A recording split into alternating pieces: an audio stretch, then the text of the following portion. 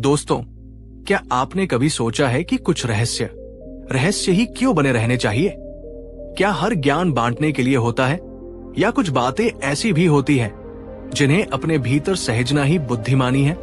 हम सबने भगवान गौतम बुद्ध के उपदेशों को सुना है, करुणा, अहिंसा, मध्यम मार्ग। लेकिन बुद्ध के ज्ञान का एक और पहलू भी है, एक ऐसा पहलू जो थोड़ा गहरा, थोड़ा रहस्यमयी और शायद थोड़ा चौंकाने वाला भी है। आज मैं आपके सामने कोई साधारण कहानी या उपदेश लेकर नहीं आया हूं। आज हम उन दरवाजों को खटखटाएंगे जो अक्सर बंद रहते हैं।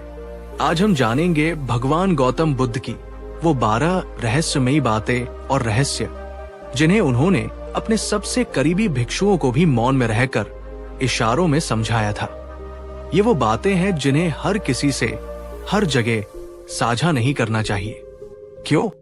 क्योंकि गलत समय पर गलत व्यक्ति के सामने कहा गया सत्य अमृत की जगह विष का काम कर सकता है। यह आपकी ऊर्जा को नष्ट कर सकता है, आपके रास्ते में बाधा बन सकता है और आपके जीवन की शांति को भंग कर सकता है। तो मैं आपसे अनुरोध करता हूं कि इस वीडियो को पूरे ध्यान से अंत तक जरूर देखिएगा। हर एक बात एक गहरी कुंजी है जो आपके जीवन के कई तालों को खोल सकती है। तो चलिए उस मौन ज्ञान के सागर में उतरते हैं, जहां शब्द खत्म होते हैं और अनुभव शुरू होता है। पहला रहस्य, अपनी सबसे बड़ी योजना या लक्ष्य को तब तक गुप्त रखो जब तक वो पूरा ना हो जाए। दोस्तों, ये पहला और सबसे महत्वपूर्ण रहस्य है जो हमारी ऊर्जा की रक्षा करता है। बुद्ध ने सिखाया था कि पूर्ण होने से पहले अपने महान इरादों की घोषणा करना मूर्खता है। जब भी आपके मन में कोई बड़ा सपना, कोई बड़ा लक्ष्य या कोई बड़ी योजना जन्म लेती है, तो वो एक नन्हे कोमल बीज की तरह होती है। उसे फलने फूलने के लिए सही वातावरण, सही पोषण और सबसे बढ़कर सुरक्षा की जरूरत होती है। लेकिन हम क्या करते हैं? जैसे ही हमारे मन में कोई विचार आता है, हम उत्साह में आकर उसे पूरी दुनिया को बता देते हैं, अपने दोस्तों को, अपने रिश्तेदारों को, सोशल मीडिया पर, हर जगह। लेकिन ऐसा करने से होता क्या है? नकारात्मक ऊर्जा का प्रभाव। हर कोई आपकी सफलता नहीं चाहता। कुछ लोग ईर्ष्या के कारण, कुछ लोग अपनी नकारात्मक सोच के कारण आपकी योजना में संदेह और नकारात्मकता का जहर घोल देते हैं। वे कहते हैं, ये तो असंभव है, तुमसे नहीं होगा। उनकी ये नकारात्मक ऊर्जा आपके उस कोमल बीज को अंकुरित होने से पहले ही मार देती है। ऊर्जा का बिखराव। जब आप अपने लक्ष्य के बारे में बहुत ज्यादा बातें करते हैं, तो आप उसे पूरा करने की अपनी मानसिक और भावनात्मक ऊर्जा को बोलने में ही खर्च कर देते हैं। जो ऊर्जा आपको करने में लगानी थी, वो बताने में व्यर्थ हो जाती है। अहंकार का जन्म। कई बार सिर्फ लोगों की प्रशंसा पाने के लिए हम अपने लक्ष्यों की घोषणा कर देते हैं। ये कर्म से पहले ही फल की इच्छा करने जैसा है, जो अहंकार को जन्म देता है और हमें हमारे असली काम से भटका देता है। मौन रहकर, शांति से, पूरी लगन के साथ अपने लक्ष्य पर काम करते रहो। अपनी ऊर्जा को बचाओ, उसे दुनिया की नकारात्मक नजरों से बचाओ। जब तुम्हारा सपना, तुम्हारा लक्ष्य एक मजबूत वृक्ष की तरह खड़ा हो जाएगा, तो दुनिया को उसे बताने की जरूरत नहीं पड़ेगी। तुम्हारी सफलता का फल खुद ही पूरी दुनिया को अपनी कहानी सुनाएगा। क्या आपने भी कभी अपनी किसी योजना को समय से पहले बताकर उसे असफल होते हुए देखा है? अगर हाँ, तो अपने अनुभव से सीखिए। नीचे कमेंट में पूरी ईमानदारी से लिखिए, मेरा लक्ष्य मेरी खामोशी में पलेगा। ये आपका खुद से एक वादा है। तो आज से अपने सबसे बड़े सपनों को अपने हृदय के सबसे सुरक्षित कोने में रखो। उन्हें अपनी मेहनत से सींचो, अपनी खामोशी से उनकी रक्षा करो। दूसरा रहस्य, दूसरों की जो भलाई करो उसे गुप्त रखो। दूसरा रहस्य हमारे कर्मों की शुद्धि से जुड़ा है। बुद्ध ने दान और सेवा को बहुत महत्व दिया, लेकिन उन्होंने ये भी सिखाया कि वो दान सबसे महान है जो पूरी तरह से गुप्त और निस्वार्थ भाव से किया जाए। जब हम किसी की मदद करते हैं, किसी को दान देते हैं और फिर उसका ढिंढोरा पीटते हैं, लोगों को बताते हैं, सोशल मीडिया पर तस्वीरें डालते हैं, तो हम वास्तव में उस पुण्य कर्म के फल को नष्ट कर देते हैं। क्यों? अहंकार का पोषण। जब हम अपने अच्छे कामों का दिखावा करते हैं तो हमारा उद्देश्य सेवा नहीं बल्कि प्रशंसा पाना बन जाता है।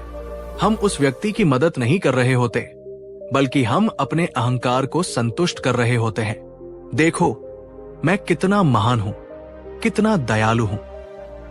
कर्म का फल नष्ट होना। कर्म का सिद्धांत कहता है कि निस्वार्थ भाव से किया गया कर्म ही सबसे ज्यादा पुण्यदायी होता है। जैसे ही आप उसके बदले में प्रशंसा या सम्मान की उम्मीद करने लगते हैं, उसका आध्यात्मिक मूल्य कम हो जाता है। सामने वाले का अपमान। जब आप किसी की मदद करके उसे सार्वजनिक करते हैं तो आप अनजाने में उस व्यक्ति के आत्मसम्मान को ठेस पहुंचाते हैं। आप उसे एक लेने वाला और खुद को एक देने वाला दिखाकर उसे छोटा महसूस कराते हैं। नेकी कर, दरिया में डाल। जब तुम अपने दाहिने हाथ से कुछ दो तो तुम्हारे बाएं हाथ को भी पता नहीं चलना चाहिए। सच्ची भलाई खामोशी से की जाती है।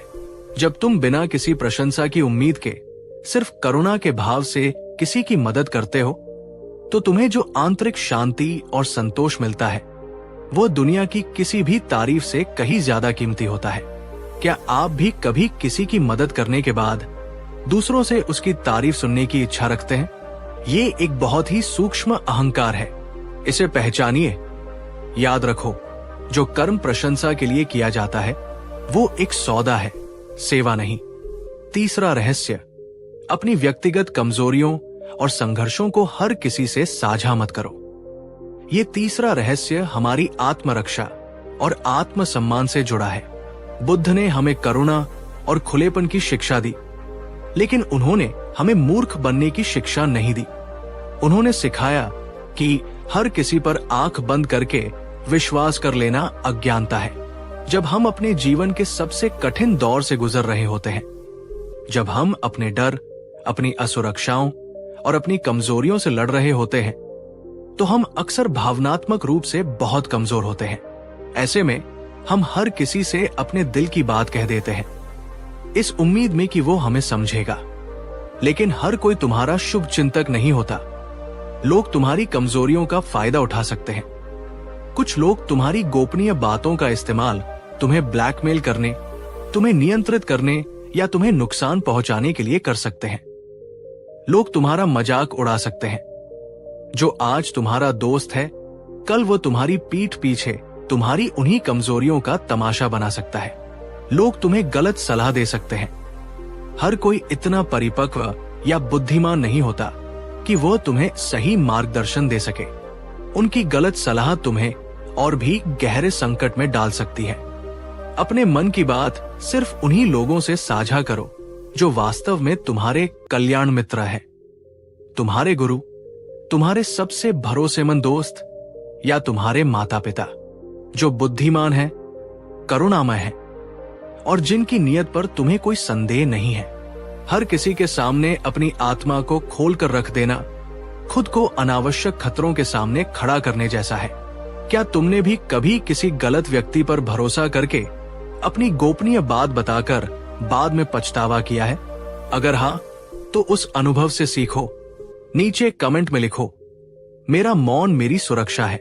याद रखो, आत्मसम्मान का एक हिस्सा ये भी है कि तुम ये जानो कि तुम्हारी भावनाएं और तुम्हारे संघर्ष कीमती हैं और वे हर किसी के सामने प्रदर्शित करने के लिए नहीं है।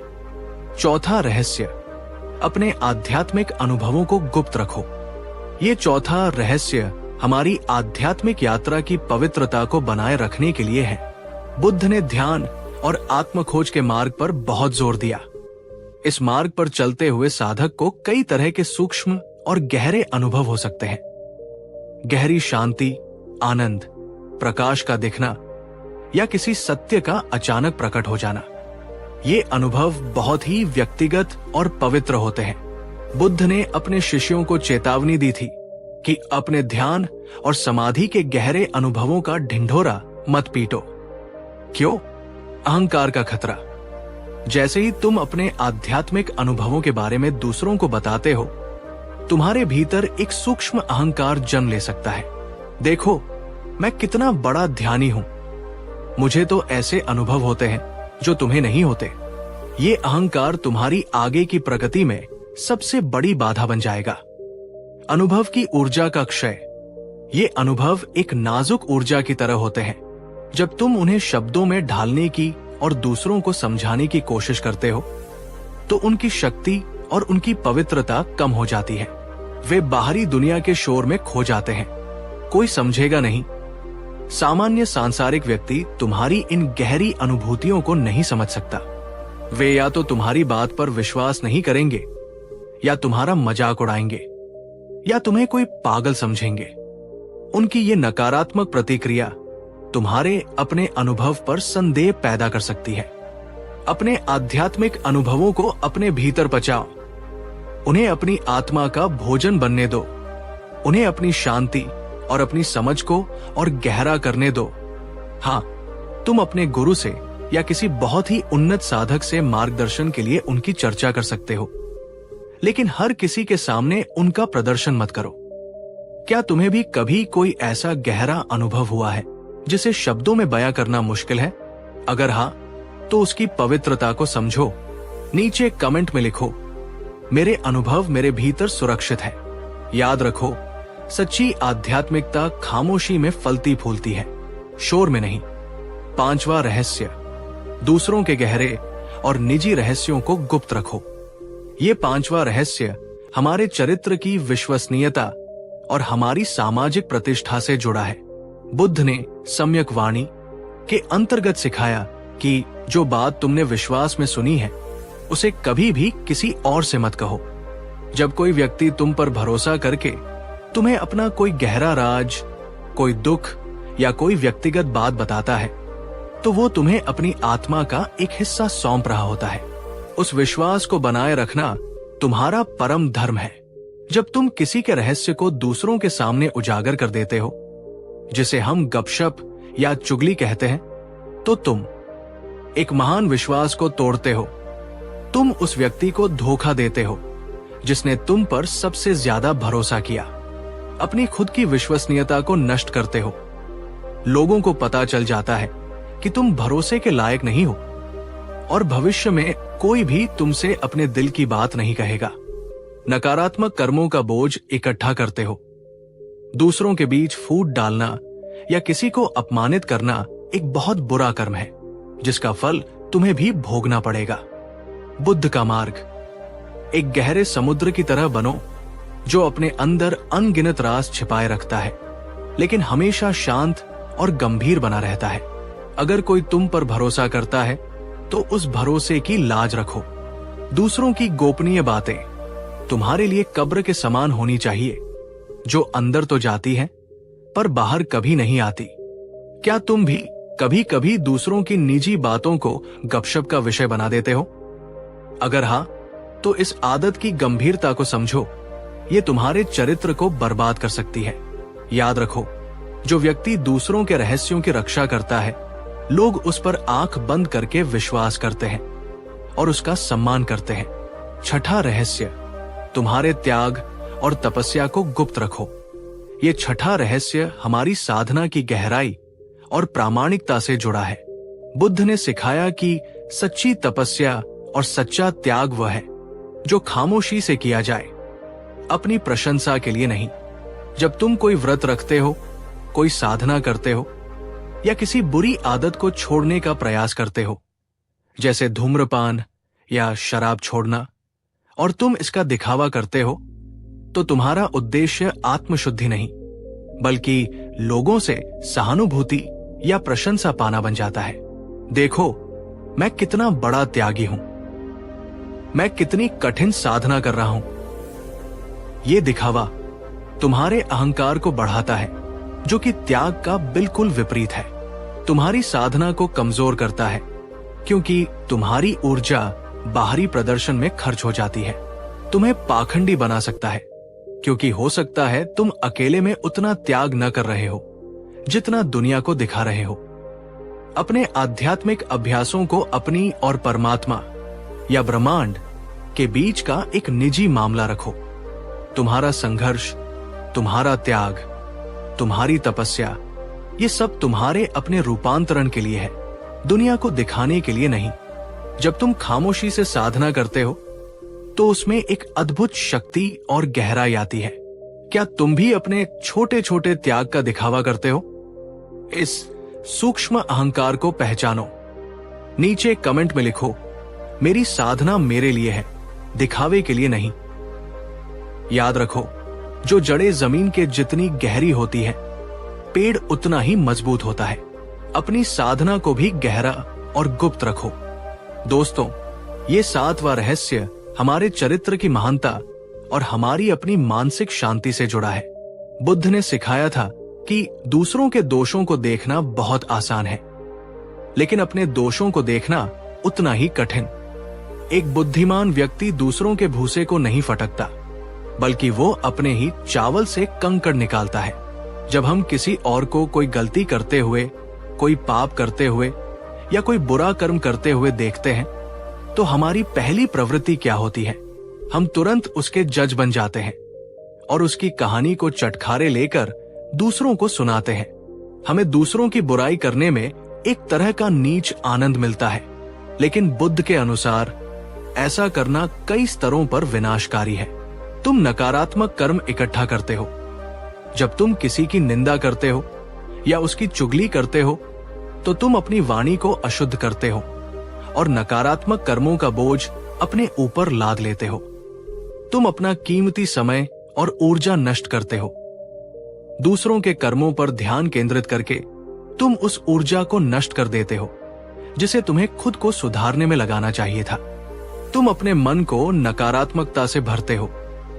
लगातार दूसरों की गलतियों के बारे में सोचने से तुम्हारा अपना मन भी नकारात्मक और संदेही हो जाता है। तुम हर किसी में बुराई देखने लगते हो। तुम उस व्यक्ति के सुधरने का रास्ता बंद कर सकते हो सकता है उस व्यक्ति को अपनी गलती का एहसास हो और वो सुधरना चाहता हो, लेकिन जब उसकी गलती सार्वजनिक हो जाती है तो शर्मिंदगी के कारण वो और भी कठोर बन सकता है। अगर तुम किसी को गलत करते हुए देखो तो 3 कदम उठाओ। पहले अपने भीतर देखो, क्या वैसी ही कोई कमी मेरे भीतर भी है? करुणा का भाव लाओ। सोचो कि वो व्यक्ति अज्ञानता या दुख के कारण ऐसा कर रहा है। या तो मौन रहो या फिर अकेले में प्रेम से उसे सही मार्ग दिखाओ, लेकिन कभी भी उसकी गलती का ढिंढोरा मत पीटो। क्या तुम भी दूसरों की गलतियों पर चर्चा करने में आनंद लेते हो? क्या तुम्हें भी गपशप करना पसंद है? अगर हाँ, तो इस आदत के गहरे नुकसान को समझो। याद रखो, जो व्यक्ति दूसरों के कीचड़ को उछालता है, उसके अपने हाथ भी गंदे होते हैं। 9वां रहस्य, अपने पारिवारिक मामलों और झगड़ों को बाहरी लोगों से साझा मत करो। ये 8वां रहस्य हमारे घर और हमारे रिश्तों की पवित्रता और सुरक्षा से जुड़ा है। बुद्ध ने गृहस्थ जीवन के लिए बहुत ही व्यावहारिक उपदेश दिए। उन्होंने सिखाया कि घर की बातें घर में ही रहनी चाहिए। परिवार एक बहुत ही नाजुक और पवित्र संस्था है। इसमें प्रेम होता है तो तकरार भी होती है। हर परिवार में कुछ न कुछ समस्याएं, कुछ न कुछ मनमुटाव होते ही हैं। लेकिन जब हम अपने घर के झगड़ों, अपनी निजी समस्याओं या अपने जीवन साथी की कमियों को बाहर के लोगों, दोस्तों, पड़ोसियों, सहकर्मियों के साथ साझा करने लगते हैं, तो हम अनजाने में अपने ही घर की नींव को कमजोर कर रहे होते हैं। क्यों? बाहरी हस्तक्षेप। जब आप बाहरी लोगों को अपने घर में दखल देने का मौका देते हैं, तो वे अक्सर अपनी अधूरी समझ और अपने स्वार्थ के अनुसार आपको ऐसी सलाह देते हैं जो आग में घी का काम करती है। सम्मान की हानि। जब आप अपने ही जीवन साथी या परिवार के सदस्यों की बुराई दूसरों से करते हैं, तो आप उनकी और अपनी दोनों की इज्जत कम करते हैं। समस्या का विकराल रूप। जो छोटी सी बात आपस में बैठकर सुलझ सकती थी, वो कई लोगों के शामिल होने से एक बड़ा मुद्दा बन जाती है। विश्वास का टूटना। आपके जीवन साथी का आप पर से ये विश्वास उठ जाता है कि आप घर की बातों को गोपनीय रख सकते हैं। अपने पारिवारिक मामलों को अपनी चारदीवारी के अंदर ही सुलझाने का प्रयास करो। अपने जीवन साथी के साथ सीधे और ईमानदारी से संवाद करो। अगर किसी बाहरी सलाह की जरूरत ही है तो किसी ऐसे व्यक्ति के पास जाओ जो निष्पक्ष हो, बुद्धिमान हो और आपकी गोपनीयता का सम्मान करे। हर किसी को अपने घर के नाटक का दर्शक मत बनाओ। क्या तुम भी अक्सर गुस्से या दुख में अपने घर की निजी बातें बाहरी लोगों से कह देते हो? अगर हाँ, तो इस आदत के खतरों को समझो। याद रखो, जो लोग अपने घर के राज बाहर खोलते हैं वे अपने ही घर की छत में छेद करने जैसा काम करते हैं।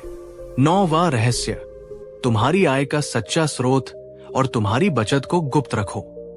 ये 9वां रहस्य हमारी आर्थिक सुरक्षा और सामाजिक शांति से जुड़ा है। प्राचीन भारतीय नीति, जिसमें बुद्ध की शिक्षाएं भी शामिल हैं, हमेशा ये सिखाती आई है कि व्यक्ति को अपनी आय और अपनी संपत्ति का अनावश्यक प्रदर्शन नहीं करना चाहिए। धन को गुप्त रखना ही उसकी सबसे बड़ी सुरक्षा है। जब तुम हर किसी को अपनी आय, अपनी बचत या अपनी संपत्ति के बारे में बताते हो तो तुम अनजाने में कई समस्याओं को निमंत्रण देते हो। ईर्ष्या और शत्रुता, कुछ लोग तुम्हारी सफलता से जलने लगते हैं और तुम्हारे दुश्मन बन सकते हैं। वे तुम्हें नुकसान पहुंचाने की कोशिश कर सकते हैं। अनावश्यक उम्मीदें, लोग तुमसे उधार मांगने लगते हैं या तुमसे फिजूल की उम्मीदें पाल लेते हैं, जिन्हें पूरा न कर पाने पर तुम्हारे रिश्ते खराब होते हैं। खतरे का निमंत्रण, तुम चोरों और धोखेबाजों की नजर में आ सकते हो। झूठे दोस्तों का जमावड़ा, बहुत से लोग सिर्फ तुम्हारे पैसे की वजह से तुम्हारे दोस्त बन जाते हैं। बुद्ध का मार्ग, अपनी आर्थिक स्थिति के बारे में विनम्र और मितभाषी रहो। सादा जीवन जियो, भले ही तुम कितने भी अमीर क्यों न हो। अपनी संपत्ति का दिखावा मत करो। हाँ, तुम्हें अपने जीवन साथी या बहुत भरोसेमंद वित्तीय सलाहकार के साथ पारदर्शी होना चाहिए, लेकिन हर किसी के सामने अपनी बैंक स्टेटमेंट खोलने की जरूरत नहीं है। क्या तुम भी अपनी आय या अपनी महंगी चीजों के बारे में बात करके गर्व महसूस करते हो? अगर हाँ, तो इस दिखावे के पीछे छिपे खतरों को पहचानो। नीचे कमेंट में लिखो, सादगी मेरी सबसे बड़ी दौलत है। याद रखो, सच्चा अमीर वो नहीं जो दिखाता है कि उसके पास कितना है, बल्कि वह है जिसे दिखाने की जरूरत ही नहीं पड़ती। 10वां रहस्य, तुम्हारे मन की सच्ची अवस्था, शांति या अशांति को गुप्त रखो। ये 10वां रहस्य हमारी आंतरिक ऊर्जा के संरक्षण से जुड़ा है। बुद्ध ने सिखाया कि एक योगी अपने मन की अवस्था को एक गहरे खजाने की तरह छिपाकर रखता है। इसका क्या अर्थ है? जब तुम बहुत ज्यादा खुश, उत्साहित या आनंदित महसूस कर रहे हो तो उसे हर किसी के सामने उछल कूद कर व्यक्त मत करो। ऐसा करने से तुम्हारी वो कीमती ऊर्जा बिखर जाती है। उस आनंद को अपने भीतर समाने दो, उसे अपनी शांति को और गहरा करने दो। और जब तुम बहुत ज्यादा दुखी, अशांत या क्रोधित महसूस कर रहे हो तो भी उसे हर किसी के सामने प्रदर्शित मत करो। अपने दुख का तमाशा मत बनाओ। ऐसा करने से तुम दूसरों से सहानुभूति या ध्यान आकर्षित करने की कोशिश करते हो, जो तुम्हें और भी कमजोर बनाता है। लोग तुम्हें एक अस्थिर और कमजोर व्यक्ति समझने लगते हैं। संभाव का अभ्यास करो। चाहे भीतर खुशी का तूफान हो या दुख का, बाहर से शांत और स्थिर बने रहने का प्रयास करो। अपनी भावनाओं को महसूस करो, उन्हें स्वीकार करो, लेकिन उनके गुलाम बनकर हर किसी के सामने नाचने मत लगो। तुम्हारी आंतरिक दुनिया तुम्हारी अपनी है, वो बहुत पवित्र है। उसे हर किसी के लिए एक खुली किताब मत बनाओ। क्या तुम भी अपनी भावनाओं को बहुत ज्यादा प्रदर्शित करते हो? क्या तुम्हारा मूड तुम्हारे चेहरे पर तुरंत दिख जाता है? अगर हाँ, तो अपनी ऊर्जा को संरक्षित करना सीखो। याद रखो, जिस झील का पानी जितना गहरा होता है उसकी सतह उतनी ही शांत होती है। 11वां रहस्य, तुम्हारे द्वारा त्यागी गई बुरी आदतों का गुणगान मत करो। ये 11वां रहस्य हमारे अहंकार के सबसे सूक्ष्म रूपों में से एक को उजागर करता है।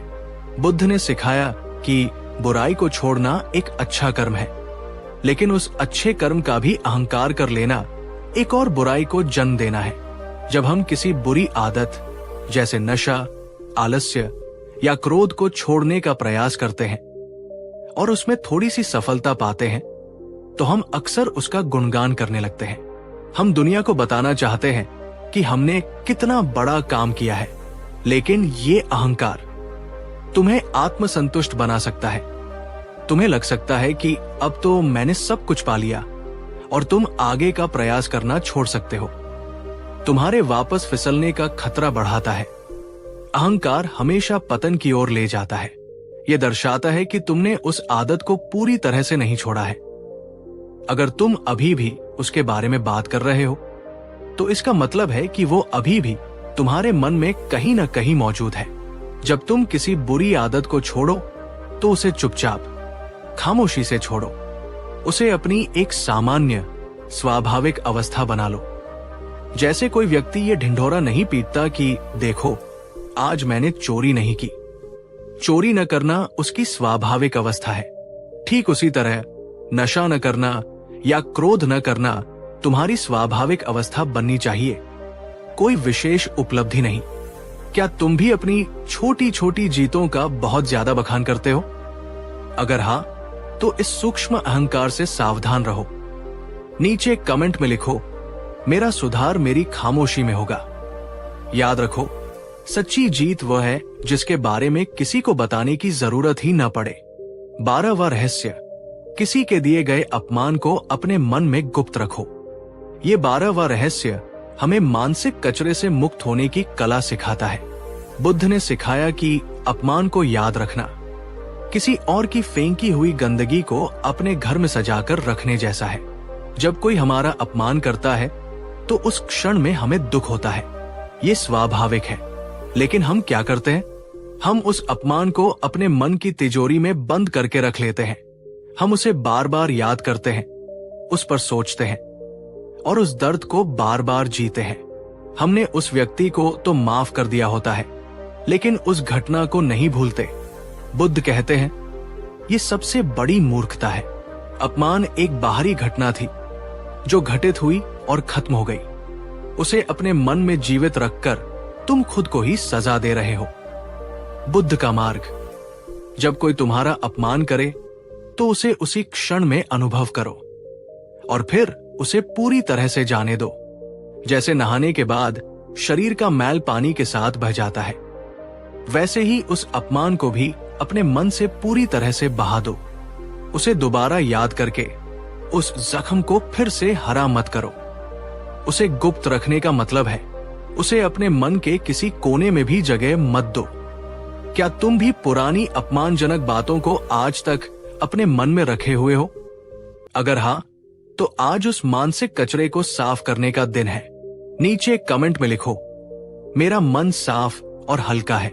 याद रखो, तुम्हारा मन एक पवित्र मंदिर है। उसे दूसरों की फेंकी हुई गंदगी का कूड़ेदान मत बनाओ। तो मेरे प्यारे दोस्तों, आज आपने बुद्ध की उन 12 रहस्यमयी बातों को जाना जिन्हें हमें अपनी सुरक्षा, अपनी पवित्रता और अपनी गहरी साधना के लिए गुप्त रखना चाहिए। इन सभी बातों का सार यही है कि जो चीज जितनी कीमती होती है, उसे उतना ही छिपाकर और संभाल कर रखा जाता है। अब अंत में मेरा सवाल आपसे है, आज की इन 13 नई रहस्यमयी बातों में से कौन सी एक बात ने तुम्हें सबसे ज्यादा चौंकाया या सबसे ज्यादा गहराई से सोचने पर मजबूर किया? नीचे कमेंट में जरूर बताना। अगर ये वीडियो और ये गोपनीय ज्ञान तुम्हें अच्छा लगा हो, तो इस वीडियो को लाइक जरूर करना और इसे अपने सिर्फ उन कल्याण मित्रों के साथ शेयर करना जो इस गहरे ज्ञान को समझने और इसका सम्मान करने के योग्य है। और ऐसी ही गहरी और रहस्यमयी बातों के लिए हमारे चैनल को सब्सक्राइब करना न भूलें। याद रखो, सच्चा ज्ञान, सच्ची शक्ति और सच्ची शांति हमेशा खामोशी में ही फलती फूलती है। कहानी 2। नमस्ते मेरे दोस्त, क्या तुम्हारे दिल में कोई ऐसा बोध है जिसे तुम किसी से कह नहीं पा रहे? क्या तुम्हें भी ऐसा लग रहा है कि तुम इस दुनिया की भीड़ में बिल्कुल अकेले हो और कोई भी तुम्हारी तकलीफ को नहीं समझता? अगर हाँ, तो मैं चाहता हूं कि तुम कुछ पल के लिए सब कुछ भूलकर बस मेरी आवाज को सुनो, क्योंकि आज की ये बातें किसी और के लिए नहीं, ये सिर्फ और सिर्फ तुम्हारे लिए है। आज मैं तुम्हें कोई साधारण सलाह या झूठी तसल्ली नहीं दूंगा। आज हम सीधे उस महाक्रोनिक भगवान गौतम बुद्ध की उन शिक्षाओं की शरण में चलेंगे जो हर टूटे हुए दिल के लिए मरहम है, हर निराश मन के लिए आशा की किरण है। ये सिर्फ एक वीडियो नहीं है, ये एक संवाद है मेरे और तुम्हारे बीच। ये एक प्रयास है तुम्हारे आंसुओं को पोंछने का और तुम्हारे भीतर सोई हुई शांति को फिर से जगाने का। तो मैं तुमसे अनुरोध करता हूं, इस वीडियो को अंत तक जरूर सुनना। हो सकता है इन बातों को सुनते सुनते तुम्हारे दिल का बोझ थोड़ा हल्का हो जाए। चलो इस शांति की यात्रा पर चलते हैं। पहली बात, तुम्हारा दुख सिर्फ तुम्हारा नहीं है मेरे दोस्त। जब हम दुखी होते हैं तो हमें सबसे पहली और सबसे गहरी पीड़ा ये महसूस होती है कि ये सिर्फ मेरे साथ ही क्यों हो रहा है। हमें लगता है कि पूरी दुनिया खुश है, सब अपनी जिंदगी जी रहे हैं और सिर्फ हम ही हैं जो इस दुख के अंधेरे कुएं में अकेले पड़े हैं। लेकिन भगवान बुद्ध ने अपनी पहली और सबसे मौलिक शिक्षा में कहा था, जिसे वे प्रथम आर्य सत्य कहते हैं, जीवन में दुख है। ये सुनकर तुम्हें निराशा हो सकती है, लेकिन इसकी गहराई को समझो। जब बुद्ध ये कहते हैं तो वे ये नहीं कह रहे कि जीवन सिर्फ दुख है। वे ये कह रहे हैं कि दुख जीवन का एक सार्वभौमिक हिस्सा है। ये वैसा ही है जैसे जन्म और मृत्यु जीवन का हिस्सा है। जिस दुख को तुम आज महसूस कर रहे हो, वैसा ही दुख इस धरती पर हर इंसान ने कभी न कभी महसूस किया है, कर रहा है या भविष्य में करेगा। अमीर भी दुखी है, उसे अपना सब कुछ खोने का डर है। गरीब भी दुखी है, उसे अपनी जरूरतों को पूरा करने की चिंता है। सफल व्यक्ति भी दुखी है, उसे अपनी सफलता को बनाए रखने का तनाव है। असफल व्यक्ति भी दुखी है, उसे अपनी हार का गम है। रूप अलग अलग हो सकते हैं, कारण अलग अलग हो सकते हैं, लेकिन दुख की जो अनुभूति है वो हम सबकी साझी है। तो मेरे दोस्त, पहली बात जो बुद्ध तुम्हें बताना चाहते हैं वो ये है, तुम अकेले नहीं हो। तुम्हारा दुख तुम्हें इस दुनिया से अलग नहीं करता, बल्कि ये तुम्हें हर इंसान के साथ एक गहरे मानवीय स्तर पर जोड़ता है। क्या तुम भी अब तक यही सोचते थे कि ये दुख सिर्फ तुम्हारी किस्मत में लिखा है? क्या ये जानकर तुम्हें थोड़ी सी भी राहत मिली कि तुम इस एहसास में अकेले नहीं हो? अगर हां, तो नीचे कमेंट में लिखो, मैं अकेला हूं। जब तुम ये समझ जाते हो कि दुख एक व्यक्तिगत समस्या नहीं, बल्कि एक मानवीय अवस्था है, तो तुम्हारे मन का आधा बोझ तो वही हल्का हो जाता है। तुम खुद को कोसना बंद कर देते हो। दूसरी बात, जिस चीज के लिए तुम दुखी हो वो स्थायी नहीं है। अब दूसरी गहरी बात को सुनो। जब हम दुख में होते हैं तो हमारा मन हमें ये विश्वास दिलाता है कि ये दुख, ये अंधेरा, ये पीड़ा हमेशा हमेशा के लिए रहेगी। हमें लगता है कि हम अब कभी खुश नहीं हो पाएंगे। लेकिन बुद्ध तुम्हें याद दिलाना चाहते हैं अपनी दूसरी सबसे बड़ी शिक्षा, अनित्यता का सिद्धांत। उन्होंने कहा था, इस ब्रह्मांड में कुछ भी स्थायी नहीं है, हर चीज बदल रही है, हर पल। जैसे बहती हुई नदी का पानी हर क्षण नया होता है, वैसे ही तुम्हारा जीवन भी है। तुम्हारा सुख भी अस्थायी है और तुम्हारा ये दुख भी अस्थायी है। उस बच्चे की तरह सोचो जिसका खिलौना टूट गया। उस क्षण में उसके लिए वही दुनिया का सबसे बड़ा दुख होता है। उसे लगता है कि उसकी खुशी हमेशा के लिए छिन गई, लेकिन कुछ ही घंटों में उसका ध्यान किसी नई चीज पर चला जाता है और वो अपना दुख भूल जाता है। हम बड़े होकर भी उन बच्चों की तरह ही हैं, जिस चीज के लिए तुम आज रो रहे हो, जिस रिश्ते के टूटने पर तुम्हें लग रहा है कि तुम्हारी जिंदगी खत्म हो गई, जिस असफलता पर तुम्हें लग रहा है कि अब कुछ नहीं हो सकता। विश्वास करो, समय के साथ उस दुख की तीव्रता कम हो जाएगी। ये दुख भी एक बादल की तरह है। अभी ये घना और काला लग रहा है, लेकिन ये हवा के साथ आगे बढ़ जाएगा और पीछे फिर से नीला साफ आसमान निकल आएगा। क्या तुम अपने जीवन में पीछे मुड़कर किसी ऐसे दुख को याद कर सकते हो जिसके बारे में तुम्हें कभी लगता था कि तुम उससे कभी बाहर नहीं निकल पाओगे, लेकिन आज तुम उससे बाहर हो? अपने उस अनुभव को याद करो वो तुम्हारी हिम्मत है, वो इस बात का सबूत है कि तुम पहले भी जीते हो और तुम इस बार भी जीत जाओगे। नीचे कमेंट में लिखो, ये समय भी बदल जाएगा। तो मेरे दोस्त, निराश मत हो, बस धैर्य रखो, इस पल की पीड़ा को महसूस करो, लेकिन ये भी याद रखो कि ये हमेशा के लिए नहीं है। तीसरी बात, तुम्हारा दुख बाहर से नहीं, तुम्हारे अपने मन से आ रहा है।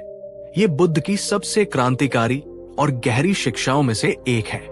हम अक्सर सोचते हैं कि हमारा दुख किसी बाहरी व्यक्ति, वस्तु या परिस्थिति के कारण है। उस व्यक्ति ने मुझे धोखा दिया, इसलिए मैं दुखी हूं।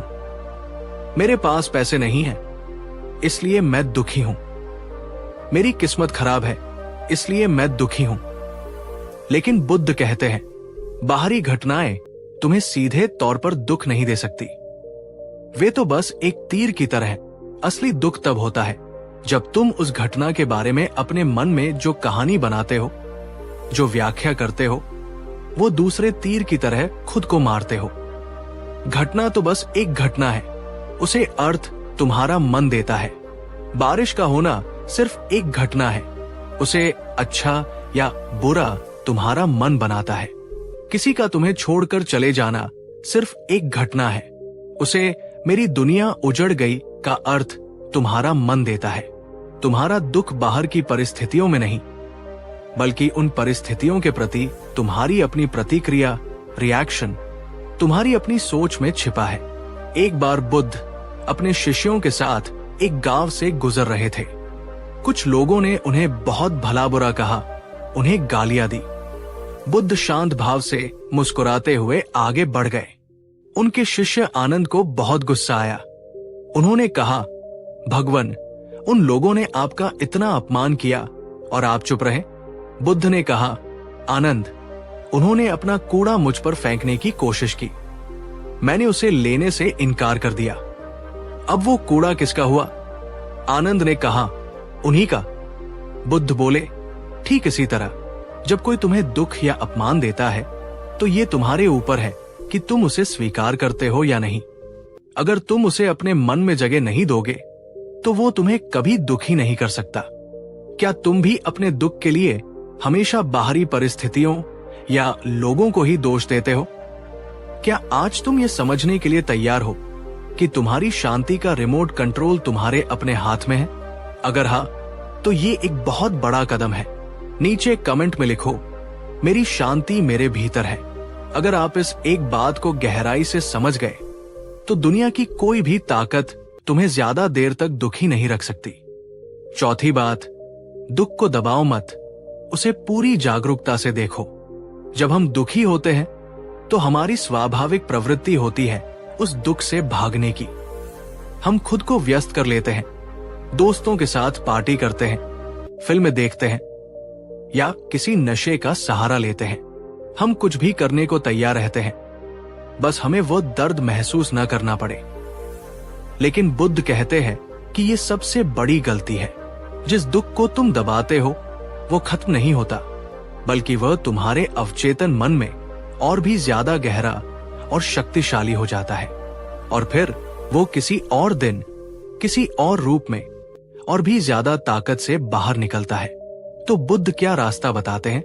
वे कहते हैं, भागो मत, रुको और अपने दुख को, अपनी पीड़ा को पूरी जागरूकता के साथ देखो। एक वैज्ञानिक की तरह उसका निरीक्षण करो। जब दुख उठता है तो देखो कि शरीर में कहां कहां संवेदनाएं हो रही हैं। छाती में भारीपन, पेट में बेचैनी, मन में कौन कौन से विचार आ रहे हैं। बस देखो, बिना उसे अच्छा या बुरा कहे, बिना उससे अपनी पहचान जोड़े। जब तुम अपने दुख के साथ भागने या लड़ने की बजाय शांति से बैठना सीख जाते हो तो एक चमत्कार होता है। तुम पाते हो कि वह दुख जिसे तुम इतना बड़ा और ठोस समझ रहे थे, वो भी विचारों और संवेदनाओं का एक प्रवाह मात्र है जो आता है और चला जाता है। और जैसे ही तुम उसे पूरी तरह से देख लेते हो, उसकी तुम्हें नियंत्रित करने की शक्ति खत्म हो जाती है। क्या तुम भी अपने दुख से भागते हो?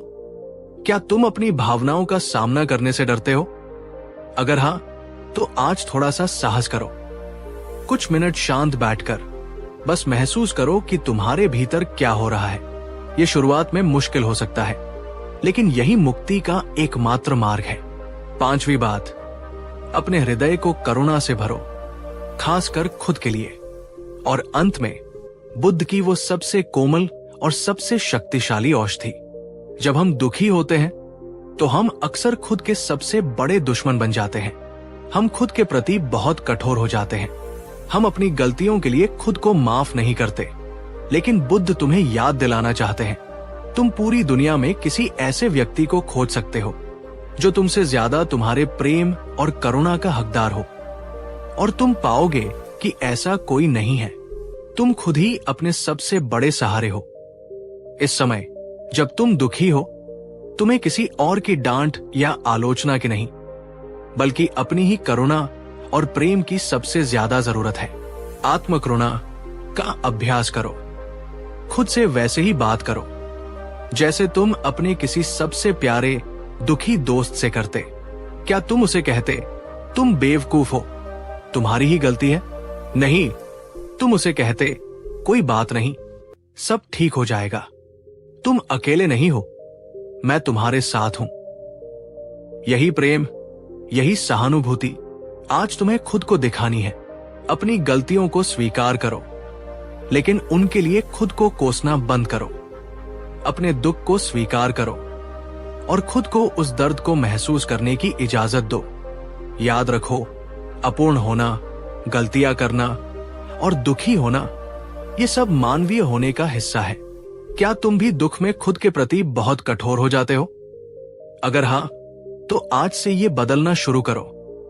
अभी इसी पल अपने कंधे पर हाथ रखो और खुद से कहो, सब ठीक हो जाएगा, मैं तुम्हारे साथ हूं। नीचे कमेंट में लिखो, मैं खुद से प्रेम करता हूं। ये अहंकार नहीं, ये तुम्हारी आत्मा का भोजन है। बात नंबर 6, तुम्हारी अपेक्षाएं ही तुम्हारे दुख का मूल कारण है। मेरे दोस्त, अब हम तुम्हारे दुख के सबसे गहरे और सबसे आम कारण पर आते हैं, अपेक्षाएं। भगवान बुद्ध ने कहा था, दुख का मूल कारण तृष्णा है, और तृष्णा का ही एक रूप है अपेक्षा। जब तुम जीवन से, लोगों से और खुद से ऐसी कठोर अपेक्षाएं पाल लेते हो जो यथार्थ पर आधारित नहीं है, तो तुम्हारा दुखी होना निश्चित है। एक पल के लिए रुककर सोचो, तुम्हारा आज का दुख किस अपेक्षा के टूटने से पैदा हुआ है? शायद तुमने किसी व्यक्ति से यह अपेक्षा की थी कि वो तुम्हें हमेशा समझेगा और तुमसे प्रेम करेगा, लेकिन उसने नहीं किया। शायद तुमने जीवन से ये अपेक्षा की थी कि वो हमेशा तुम्हारे साथ अच्छा ही करेगा, लेकिन उसने नहीं किया। शायद तुमने खुद से ये अपेक्षा की थी कि तुम कभी असफल नहीं होगे, लेकिन तुम हो गए।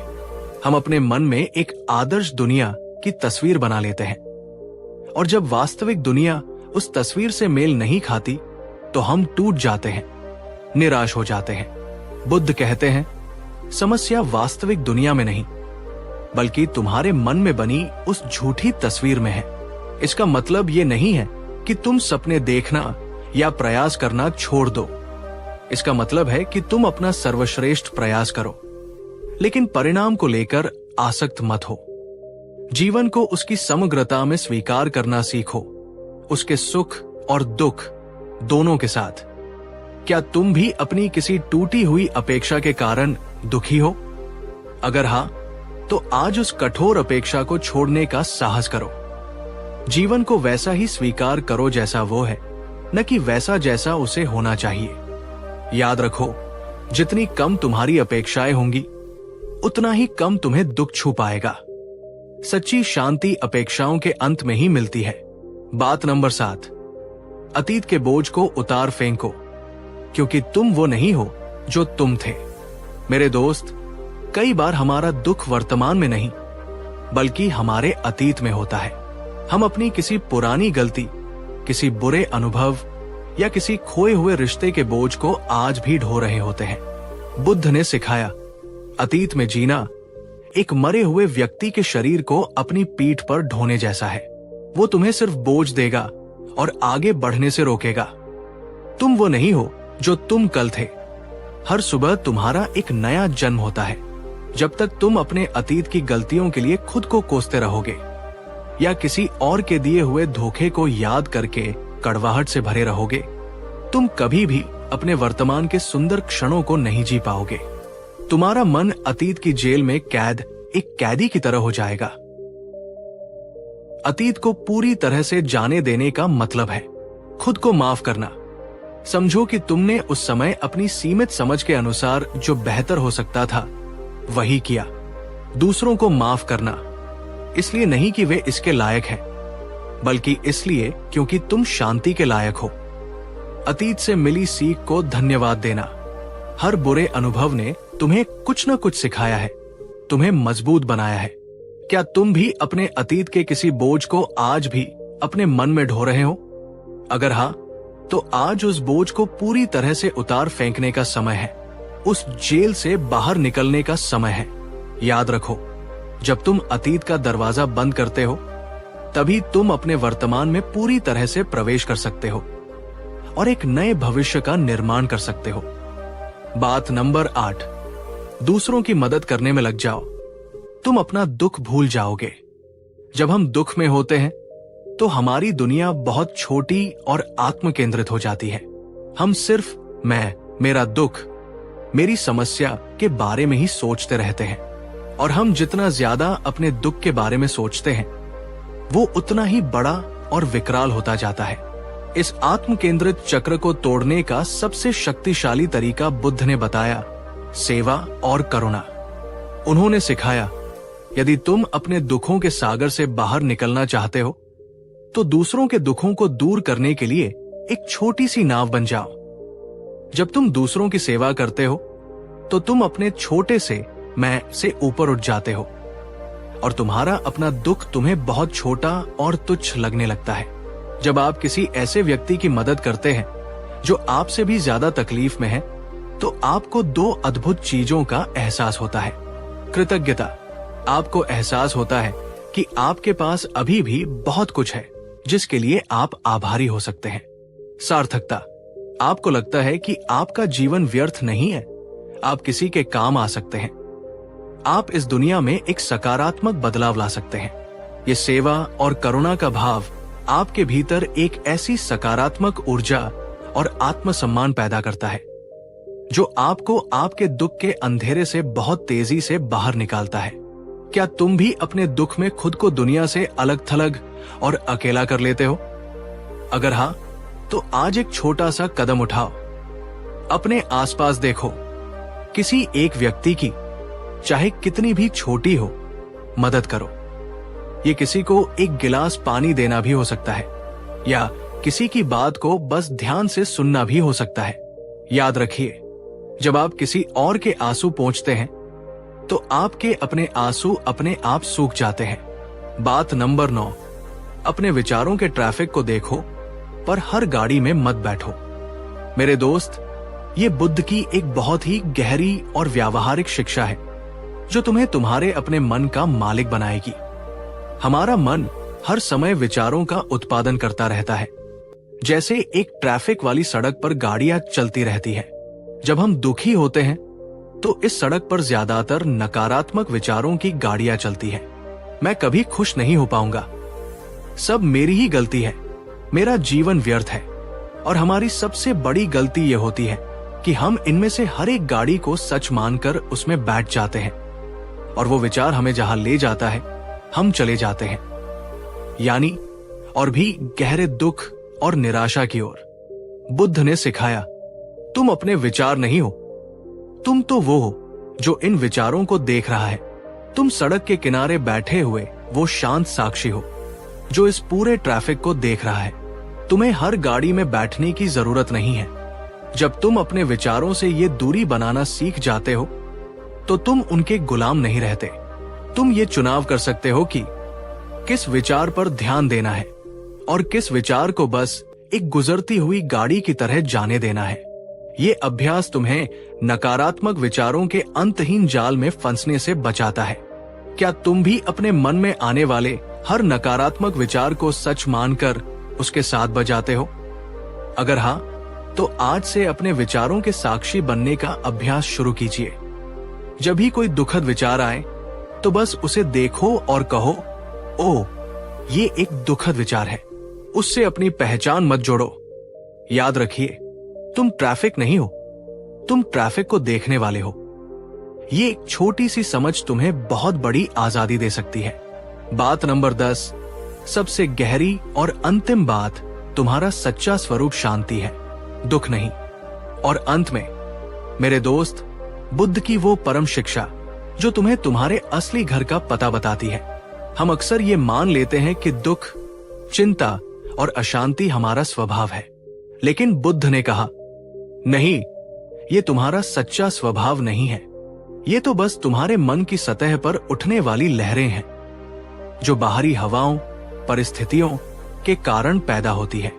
तुम्हारा सच्चा स्वरूप, तुम्हारी आत्मा का मूल स्वभाव तो उस झील की गहराइयों की तरह है, जो हमेशा शांत, स्थिर और पवित्र रहती है। दुख, क्रोध, भय, ये सब बाहरी चीजें हैं जो आती है और चली जाती है, लेकिन शांति, आनंद और प्रेम, ये तुम्हारे भीतर के गुण हैं। वे कहीं से आते नहीं, वे हमेशा से तुम्हारे भीतर मौजूद है, बस मन की लहरों के नीचे दब गए हैं। तुम्हारा काम दुख से लड़ना या उसे खत्म करना नहीं है। तुम्हारा काम है बस अपने मन की सतह की लहरों से ध्यान हटाकर अपनी चेतना को अपने भीतर की गहराइयों में ले जाना। और ये कैसे होता है? ध्यान से, मौन से और आत्मचिंतन से। जब तुम ध्यान में गहरे उतरते हो तो तुम अपनी उस आंतरिक शांति से जुड़ते हो जिसे दुनिया की कोई भी परिस्थिति, कोई भी दुख कभी छू नहीं सकता।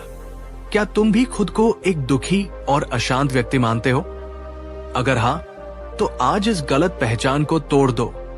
तुम दुख नहीं हो, तुम परम शांति हो। जब तुम अपने इस सच्चे स्वरूप को पहचान लेते हो और उसमें स्थित रहना सीख जाते हो, तो तुम दुख के पार चले जाते हो।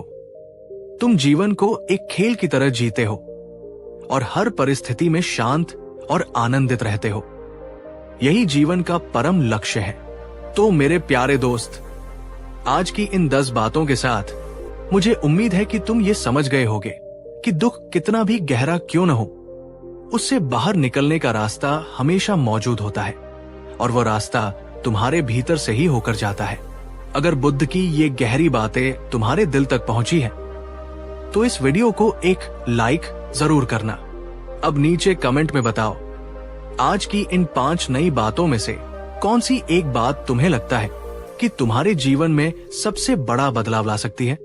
और इस वीडियो को अपने उन दोस्तों और परिवारजनों के साथ शेयर करना जिन्हें तुम जानते हो कि वे भी इस समय किसी तकलीफ से गुजर रहे हैं। तुम्हारा एक शेयर किसी के लिए सहारे का काम कर सकता है।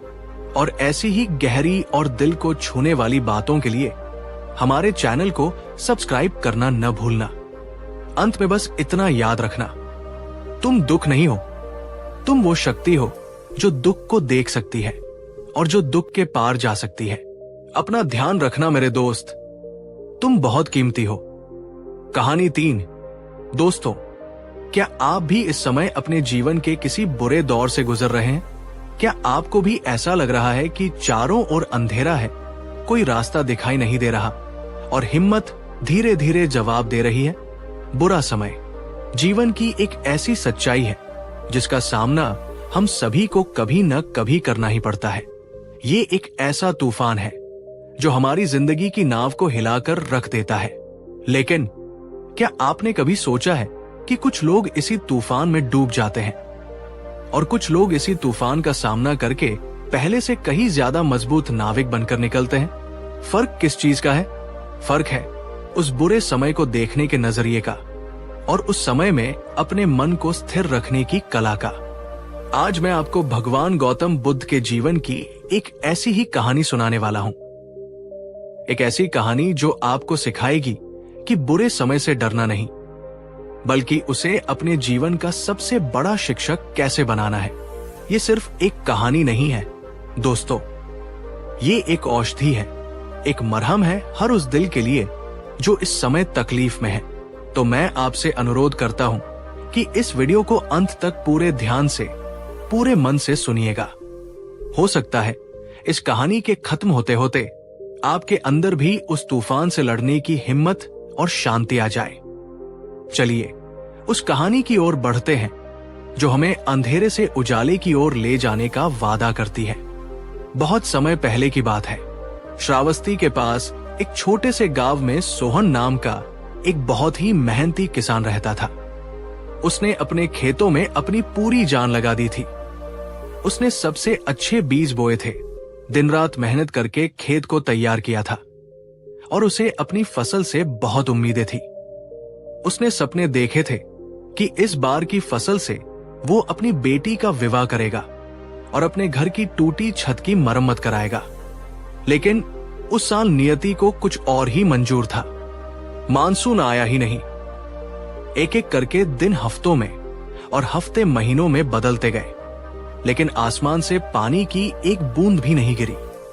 सोहन हर रोज सुबह उठता और उम्मीद भरी नजरों से आसमान को देखता, लेकिन उसे सिर्फ तपता हुआ सूरज और सूनी निगाहें ही मिलती। धीरे धीरे उसकी आंखों के सामने ही उसकी सारी मेहनत, उसके सारे सपने मिट्टी में मिलते जा रहे थे।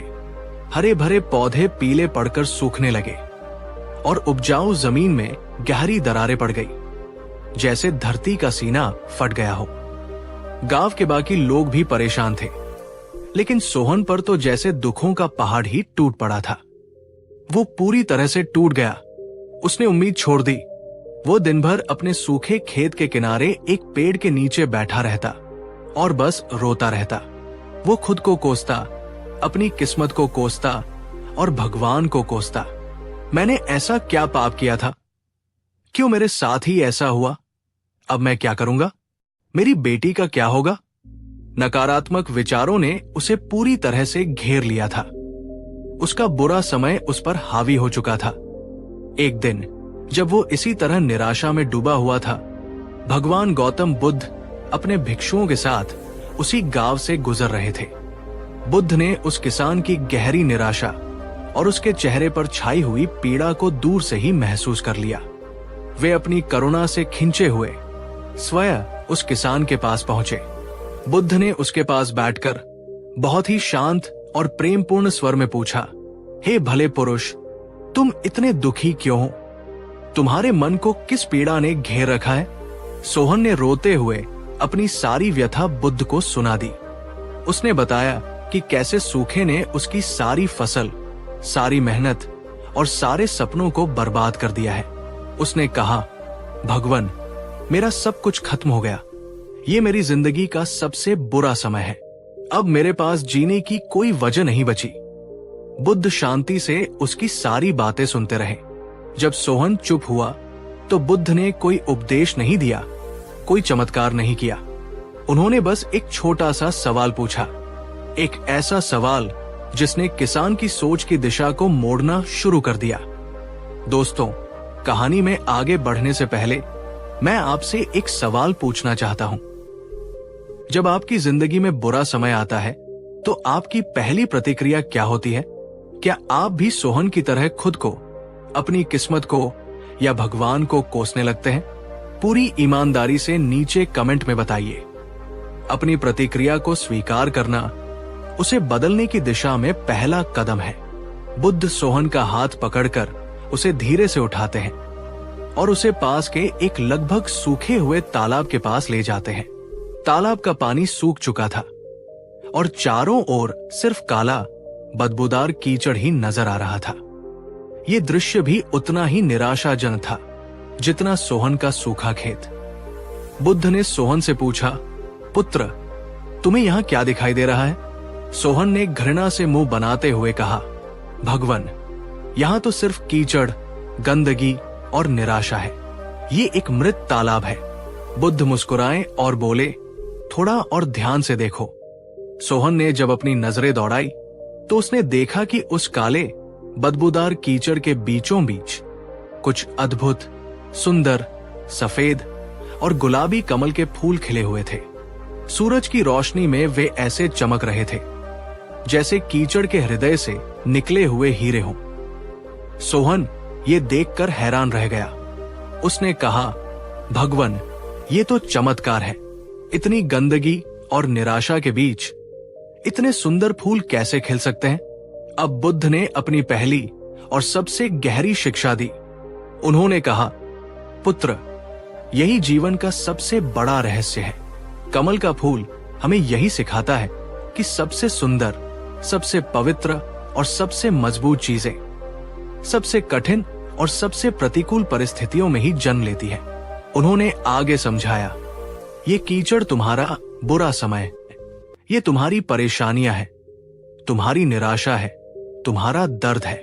अगर ये कीचड़ न होता तो क्या ये कमल कभी खिल पाता? नहीं, इस कीचड़ ने ही इस कमल को पोषण दिया है, उसे शक्ति दी है, उसे खिलने का अवसर दिया है। ठीक इसी तरह तुम्हारा ये बुरा समय, तुम्हारा ये सूखा तुम्हारे लिए एक कीचड़ की तरह है। अभी ये तुम्हें गंदा, बदबूदार और निराशाजनक लग रहा है, लेकिन इसी बुरे समय के गर्भ में तुम्हारे लिए भी एक कमल खिलने का अवसर छिपा हुआ है। ये बुरा समय तुम्हें नष्ट करने नहीं आया है, बल्कि तुम्हें कुछ ऐसा सिखाने आया है जो तुम अच्छे समय में कभी नहीं सीख सकते थे। सोहन निशब्द होकर बुद्ध की बातें सुन रहा था। पहली बार उसे अपने सूखे खेत और अपनी बर्बादी में एक अलग संभावना दिखाई दे रही थी। दोस्तों, बुद्ध की ये पहली सीख कितनी गहरी है। क्या आपने कभी अपने बुरे समय को एक कीचड़ की तरह देखा है, जिसमें आपके लिए भी कोई कमल खिलने की संभावना छिपी हो सकती है? आज अपनी सबसे बड़ी मुश्किल के बारे में सोचिए और ये खोजने की कोशिश कीजिए कि वो आपको क्या सिखाने आई है। नीचे कमेंट में लिखिए, मेरा बुरा समय मेरा सबसे बड़ा शिक्षक है। इस एक सोच से ही आपका पूरा नजरिया बदल जाएगा। सोहन ने बुद्ध से पूछा, लेकिन भगवन, मैं ये कैसे जानूं कि मेरे इस बुरे समय में कौन सा कमल छिपा है?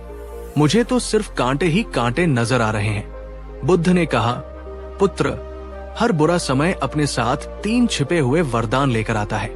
जो बुद्धिमान व्यक्ति इन 3 वरदानों को पहचान लेता है, वो कभी भी बुरे समय से नहीं डरता। और फिर बुद्ध ने उन 3 वरदानों के बारे में बताया। पहला वरदान, बुरा समय तुम्हें तुम्हारी असली ताकत से मिलवाता है। बुद्ध बोले, जब तक समुद्र शांत रहता है, तब तक नाविक को अपनी कुशलता का पता नहीं चलता। तूफानों में ही वो एक मजबूत नाविक बनता है। ठीक इसी तरह अच्छे समय में तो हर कोई खुश और मजबूत महसूस करता है, लेकिन जब बुरा समय आता है, तभी तुम्हें पता चलता है कि तुम भीतर से वास्तव में कितने मजबूत हो। ये तुम्हें वो हिम्मत और वो धैर्य देता है जिसके बारे में तुम खुद भी नहीं जानते थे। दूसरा वरदान, बुरा समय तुम्हें तुम्हारे सच्चे और झूठे रिश्तों की पहचान कराता है। बुद्ध ने समझाया, जब तुम्हारे पास सब कुछ होता है तो तुम्हारे चारों ओर बहुत से दोस्त और रिश्तेदार होते हैं, लेकिन जब तुम पर बुरा समय आता है तो भीड़ छंट जाती है। झूठे और मतलबी लोग तुम्हें छोड़कर चले जाते हैं और केवल वही लोग तुम्हारे साथ रह जाते हैं जो वास्तव में तुमसे प्रेम करते हैं और तुम्हारी परवाह करते हैं। इस तरह बुरा समय तुम्हारे जीवन से व्यर्थ लोगों का कचरा साफ कर देता है। तीसरा वरदान, बुरा समय तुम्हें जीवन की गहरी समझ और करुणा सिखाता है। बुद्ध ने कहा, जिस व्यक्ति ने कभी दुख नहीं देखा, वो दूसरों के दुख को कभी नहीं समझ सकता। जिस व्यक्ति ने कभी भूख नहीं सही, वो भूखे की पीड़ा को महसूस नहीं कर सकता। बुरा समय तुम्हारे अहंकार को तोड़ता है और तुम्हारे हृदय में करुणा और विनम्रता को जन्म देता है। ये तुम्हें जीवन की छोटी छोटी चीजों की कीमत सिखाता है और तुम्हें एक बेहतर और ज्यादा समझदार इंसान बनाता है। ये सुनकर सोहन की आंखों से आंसू बहने लगे, लेकिन इस बार ये आंसू निराशा के नहीं, बल्कि एक नई समझ और कृतज्ञता के थे। उसे पहली बार एहसास हुआ कि उसका ये बुरा समय शायद एक अभिशाप नहीं, बल्कि एक छिपा हुआ वरदान है। दोस्तों, बुद्ध के बताए इन 3 वरदानों के बारे में सोचिए। क्या आपके बुरे समय ने भी आपको इनमें से कोई वरदान दिया है? क्या उसने आपको आपकी ताकत का एहसास कराया है या आपके सच्चे दोस्तों की पहचान कराई है? अपने अनुभव को नीचे कमेंट में जरूर साझा करें। आपकी कहानी किसी और निराश व्यक्ति के लिए आशा की किरण बन सकती है। और अगर आप इन वरदानों को मानते हैं तो इस वीडियो को शेयर करके दूसरों तक भी ये सकारात्मक संदेश पहुंचाएं। सोहन ने हाथ जोड़कर बुद्ध से पूछा, भगवान, मैंने आपकी बातें समझी, लेकिन अब मुझे क्या करना चाहिए? फसल तो बर्बाद हो ही चुकी है। अब बुद्ध ने उसे कर्म का मार्ग दिखाया। उन्होंने कहा, पुत्र, तुम जो बदल नहीं सकते उसे लेकर रोने से कोई लाभ नहीं। बारिश को लाना तुम्हारे हाथ में नहीं है, लेकिन जो तुम्हारे हाथ में है उस पर अपनी पूरी ऊर्जा लगा दो। रोने और किस्मत को कोसने की बजाय उठो, देखो कि तुम्हारे पास अभी भी क्या बचा है। क्या तुम गांव के दूसरे किसानों के साथ मिलकर कोई कुआं खोदने का प्रयास कर सकते हो? क्या तुम जंगल से सूखी लकड़ियां लाकर उन्हें शहर में बेच सकते हो ताकि कुछ आय हो सके? क्या तुम कोई और हुनर सीख सकते हो जो इस समय तुम्हारे काम आ सके? बुद्ध ने उसे समझाया, जब तुम कर्म करते हो तो तुम्हारे पास चिंता करने का समय नहीं बचता। कर्म तुम्हारे मन को नकारात्मकता से हटाकर समाधान की ओर ले जाता है, और जब तुम पूरी निष्ठा से अपना कर्म करते हो तो ब्रह्मांड भी तुम्हारी मदद करने के लिए नए रास्ते खोलता है। ये सुनकर सोहन के भीतर एक नई ऊर्जा का संचार हुआ। वो समझ गया कि बैठकर रोना कायरता है और उठकर प्रयास करना ही वीरता है। उसने बुद्ध को प्रणाम किया और अपने गांव की ओर चल पड़ा, इस दृढ़ निश्चय के साथ कि वो अब हारेगा नहीं, लड़ेगा। उसने गांव के अन्य किसानों को इकट्ठा किया। उन्होंने मिलकर एक पुरानी सूखी हुई नदी को फिर से खोदने का फैसला किया। ये एक बहुत ही कठिन काम था। कई लोगों ने उसका मजाक भी उड़ाया, लेकिन सोहन लगा रहा। धीरे धीरे उसकी मेहनत और लगन देखकर और भी लोग उसके साथ जुड़ते गए। दोस्तों, ये कहानी का सबसे महत्वपूर्ण मोड़ है। जब बुरा समय आता है तो क्या आप भी सिर्फ बैठकर रोते रहते हैं, या आप ये सोचते हैं कि मैं अब क्या कर सकता हूं? ये एक छोटा सा सवाल आपके पूरे जीवन को बदल सकता है। नीचे कमेंट में लिखिए, मैं परिस्थितियों का दास नहीं, अपने कर्मों का स्वामी हूं। सोहन और गांव वालों ने महीनों तक कड़ी मेहनत की और अंत में उनकी मेहनत रंग लाई। उन्हें नदी में पानी का एक छोटा सा स्रोत मिल गया। वो पानी पूरे गांव के लिए पर्याप्त नहीं था, लेकिन वो आशा का स्रोत था। उस पानी से उन्होंने थोड़ी बहुत सब्जियां उगाई और अपने परिवारों का पेट पाला। और फिर अगले साल मानसून समय पर और बहुत अच्छा आया। गांव के खेत फिर से लहला उठे, लेकिन इस बार गांव वाले पहले से कहीं ज्यादा बुद्धिमान, ज्यादा एकजुट और ज्यादा मजबूत थे। उन्होंने सूखे के उस बुरे समय से बहुत कुछ सीख लिया था। सोहन की फसल भी बहुत अच्छी हुई। उसने खुशी खुशी अपनी बेटी का विवाह किया और अपने घर की छत भी बनवाई। लेकिन अब वो पहले वाला सोहन नहीं था। वो एक ज्यादा शांत, ज्यादा समझदार और ज्यादा करुणामय व्यक्ति बन चुका था।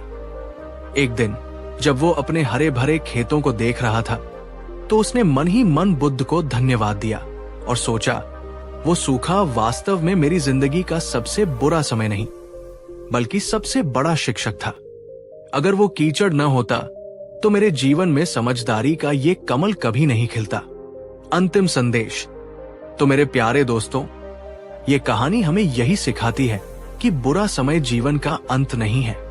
ये एक अध्याय है, एक शिक्षक है, एक अवसर है। ये तुम्हें तोड़ने नहीं, बल्कि तुम्हें गढ़ने आता है। तो अगर आप भी इस समय किसी बुरे दौर से गुजर रहे हैं तो हिम्मत मत हारिए। याद रखिए कमल के फूल को, पहचानिए उस बुरे समय में छिपे हुए 3 वरदानों को, और रोना छोड़कर अपने कर्म के रास्ते पर चल पड़िए। अब अंत में मेरा सवाल आपसे है, इस पूरी कहानी को सुनने के बाद वो कौन सी एक बात है जिसे आप आज से ही अपने जीवन में उतारने का संकल्प लेते हैं? नीचे कमेंट में जरूर बताइए, क्योंकि आपका संकल्प आपको शक्ति देगा। अगर इस कहानी ने आपके दिल को छुआ हो, आपको थोड़ी भी हिम्मत दी हो, तो इस वीडियो को लाइक जरूर करें और इसे अपने उन सभी दोस्तों और प्रियजनों के साथ शेयर करें, जिन्हें शायद इस समय इस कहानी की सबसे ज्यादा जरूरत हो। और ऐसी ही जीवन बदलने वाली कहानियों और शिक्षाओं के लिए हमारे चैनल को सब्सक्राइब करना न भूलें। अंत में बस इतना याद रखिए, हर रात कितनी भी अंधेरी क्यों न हो, सुबह जरूर होती है। हर तूफान कितना भी तेज क्यों न हो, वो हमेशा के लिए नहीं रहता। और आपका ये बुरा समय भी जरूर गुजर जाएगा। अपना ध्यान रखिए, खुद पर विश्वास रखिए। मिलते हैं अगली वीडियो में। ओम शांति। दोस्तों, क्या आपने कभी महसूस किया है कि आपकी खुशी, आपकी शांति या आपकी सुरक्षा किसी और के हाथों में है? क्या आपको भी ये डर लगता है कि अगर वो एक व्यक्ति, वो एक नौकरी या वो एक सहारा आपकी जिंदगी से चला गया तो आपका क्या होगा? आप बिखर जाएंगे, आप टूट जाएंगे? अगर हाँ, तो आज की ये बातें, ये कहानी सिर्फ आपके लिए है। आज हम किसी साधारण विषय पर बात नहीं करेंगे। आज हम बात करेंगे उस परम स्वतंत्रता की, उस असीम शक्ति की जो हर इंसान के भीतर मौजूद है, लेकिन हम उसे पहचान नहीं पाते। आज हम जानेंगे कि कैसे भगवान गौतम बुद्ध ने हमें सिखाया, अपने दम पर जीना सीख लो और फिर तुम्हें किसी के सहारे की जरूरत नहीं पड़ेगी। ये सिर्फ एक वीडियो नहीं है दोस्तों, यह आपके भीतर सोए हुए उस शेर को जगाने का एक प्रयास है जो अभी खुद को एक असहाय भेड़ समझ रहा है। तो मैं आपसे अनुरोध करता हूं कि इस वीडियो को अंत तक पूरे ध्यान से सुनिएगा, क्योंकि हर एक बात आपकी निर्भरता की बेड़ियों को काटने का काम करेगी। चलिए उस परम स्वतंत्रता की यात्रा पर चलते हैं जिसे बुद्ध ने आत्मनिर्भरता कहा। यह कहानी उस समय की है जब भगवान गौतम बुद्ध अपने जीवन के अंतिम पड़ाव पर थे। उन्होंने 45 वर्षों तक लगातार धर्म का उपदेश दिया था, लाखों लोगों को अंधेरे से उजाले की ओर ले गए थे। अब उनका शरीर थक चुका था और उन्होंने घोषणा कर दी थी कि वे जल्द ही महापरिनिर्वाण को प्राप्त होंगे। ये सुनकर उनके सभी भिक्षु, जो उन्हें पिता की तरह, गुरु की तरह और अपने एकमात्र सहारे की तरह देखते थे, गहरे शोक में डूब गए। लेकिन सबसे ज्यादा दुखी थे उनके प्रिय शिष्य आनंद। आनंद ने 25 वर्षों तक एक छाया की तरह बुद्ध की सेवा की थी। बुद्ध ही उनकी दुनिया थे। उनके हर सवाल का जवाब बुद्ध थे। उनके हर डर का समाधान बुद्ध थे। वो बुद्ध के बिना अपने अस्तित्व की कल्पना भी नहीं कर सकते थे। वे फूट फूट कर रो रहे थे और कह रहे थे, भगवान, आप हमें छोड़कर मत जाइए। आपके बिना हमारा क्या होगा? हमें रास्ता कौन दिखाएगा? हम किसके प्रकाश में चलेंगे? अब तो हमारे लिए चारों ओर अंधेरा ही अंधेरा हो जाएगा। आनंद का ये दुख, ये भय हम सबके भीतर के उस डर का प्रतीक है। हम भी अपने जीवन में किसी न किसी को अपना बुद्ध बना लेते हैं। हमारे माता पिता, हमारा जीवन साथी, हमारा गुरु या हमारा कोई दोस्त। और हम ये मानने लगते हैं कि उनके बिना हमारा जीवन चल ही नहीं सकता। हम अपनी सारी भावनात्मक शक्ति उन्हें सौंप देते हैं। उस समय बुद्ध, जो अपने जीवन की अंतिम सांसें गिन रहे थे, उन्होंने आनंद को अपने पास बुलाया। उन्होंने उसे डांटा नहीं, उसे झूठी तसल्ली नहीं दी। उन्होंने वे शब्द कहे जो बौद्ध धर्म की और शायद पूरी मानवता की सबसे शक्तिशाली और मुक्तिदायक शिक्षाओं में से एक बन गए। उन्होंने कहा, अप दीपो भव, हे आनंद, अपना दीपक स्वयं बनो, किसी और की शरण में मत जाओ। सत्य और धर्म को ही अपना दीपक बनाओ और अपनी ही शरण में रहो। किसी बाहरी सहारे पर पूरी तरह से निर्भर मत रहो। यह सुनकर आनंद और सभी भिक्षु स्तब्ध रह गए। वे बाहर सहारा खोज रहे थे और बुद्ध उन्हें अपने भीतर देखने के लिए कह रहे थे।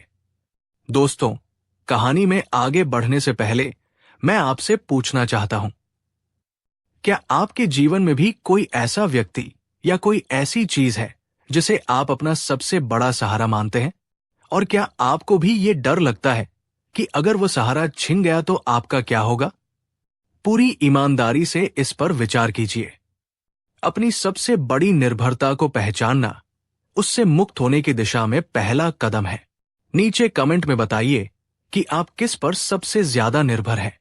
अपदीपो भव ये सिर्फ एक वाक्य नहीं है, ये एक क्रांति है। ये हर इंसान को उसकी अपनी आंतरिक शक्ति और गरिमा का एहसास कराता है। आइए इसके 3 गहरे अर्थों को समझते हैं। पहला अर्थ, अपनी समस्याओं का समाधान खुद खोजो।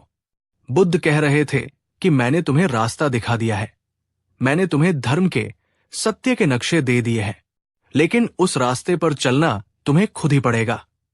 तुम्हारी अपनी समस्याओं का अंतिम समाधान कोई और नहीं दे सकता। वो तुम्हारे अपने ही भीतर से, तुम्हारी अपनी समझ और तुम्हारे अपने प्रयास से आएगा। दूसरों से सलाह लो, सीखो, लेकिन अंतिम निर्णय और उसकी जिम्मेदारी तुम्हारी अपनी होनी चाहिए। जो व्यक्ति हर छोटी बड़ी बात के लिए दूसरों पर निर्भर रहता है, वो मानसिक रूप से कभी बड़ा नहीं हो पाता। वो हमेशा एक बच्चे की तरह असहाय बना रहता है। दूसरा अर्थ, अपनी खुशी और शांति के लिए किसी और पर निर्भर मत रहो। ये सबसे बड़ी गुलामी है। जब हम कहते हैं, अगर वो व्यक्ति मेरी जिंदगी में रहेगा तभी मैं खुश रहूंगा, तो हम अपनी खुशी का रिमोट कंट्रोल उस व्यक्ति के हाथ में दे देते हैं।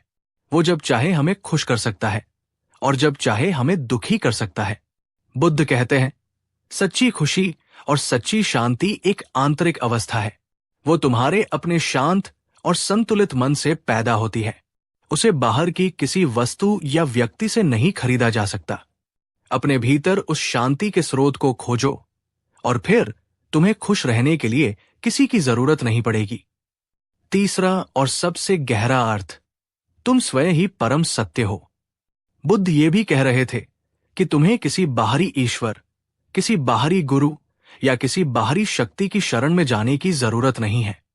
तुम्हारे भीतर ही वो बुद्धत्व, वो परम चेतना मौजूद है, जो ज्ञान और करुणा का अनंत सागर है। अपने भीतर देखो, ध्यान करो, आत्मचिंतन करो। तुम पाओगे कि तुम जितना सोचते हो, तुम उससे कहीं ज्यादा हो। तुम कोई असहाय, छोटे जीव नहीं हो। तुम स्वयं बुद्ध बनने की क्षमता रखते हो। एक बार एक शिष्य ने बुद्ध से पूछा, भगवन, क्या आप मेरा उद्धार कर सकते हैं?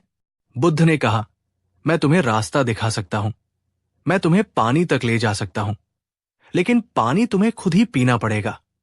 कोई किसी का उद्धार नहीं कर सकता। हर व्यक्ति को अपना उद्धार स्वयं ही करना पड़ता है। क्या आप भी अक्सर अपनी समस्याओं के समाधान या अपनी खुशी के लिए दूसरों की ओर देखते हैं? क्या आपको भी लगता है कि कोई और आएगा और आपकी जिंदगी को ठीक कर देगा? अगर हां, तो आज से इस मानसिकता को बदलिए। नीचे कमेंट में लिखिए, मैं ही अपनी समस्या हूं और मैं ही अपना समाधान। ये एक बहुत बड़ी जिम्मेदारी है, लेकिन यही परम स्वतंत्रता भी है। तो सवाल ये उठता है कि अपने दम पर जिया कैसे जाए, अपना दीपक स्वयं बना कैसे जाए? इसके लिए बुद्ध ने 3 आवश्यक गुणों को विकसित करने पर जोर दिया। पहला गुण, प्रज्ञा, सही और गलत को देखने की क्षमता। अपने दम पर जीने के लिए आपको सबसे पहले सही और गलत, अच्छे और बुरे, हितकारी और अहितकारी के बीच फर्क करने की बुद्धि विकसित करनी होगी। ये बुद्धि उधार के ज्ञान से या किसी के कह देने से नहीं आती। ये आती है चीजों को जैसी है वैसी ही देखने से, बिना अपनी पसंद नापसंद का रंग चढ़ाए। ध्यान और आत्मनिरीक्षण से, जिससे आप अपने मन के खेल को समझ पाते हैं। जीवन के अनुभवों से सीखने से। जब आपके पास अपना विवेक होता है तो आपको हर कदम पर किसी से पूछने की जरूरत नहीं पड़ती। आपका अपना ज्ञान ही आपका मार्गदर्शन करता है। दूसरा गुण, सही रास्ते पर चलने का साहस और ऊर्जा। सिर्फ ये जानना काफी नहीं है कि सही क्या है। उस सही रास्ते पर चलने के लिए साहस और निरंतर प्रयास की भी जरूरत होती है।